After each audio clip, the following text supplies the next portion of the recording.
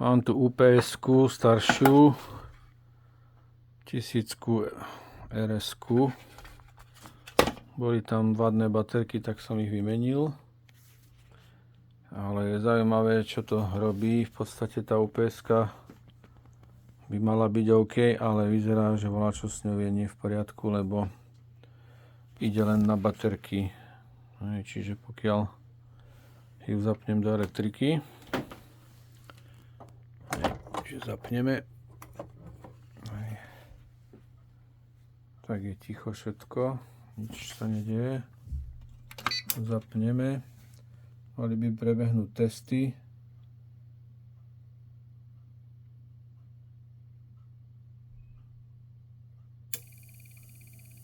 A po teste by mala prepnúť do online,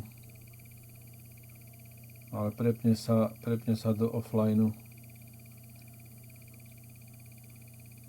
A ide už len na baterky. Výstup som skúšal, tak normálne to dáva šťavu, ale nereaguje to na to, že to je v prúde. V podstate ignoruje, že má šťavu. Je tam nejaká termopoistka, tá vyzerá, že je OK, tu som skúšal. Tá je v podstate na prívode.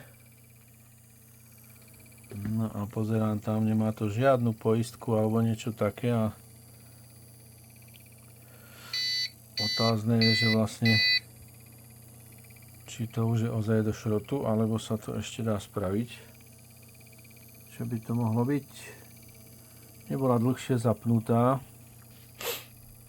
ale ani neprešla nejakou poruchou, že by som vedel o tom, že by sa tam niečo dialo. Bola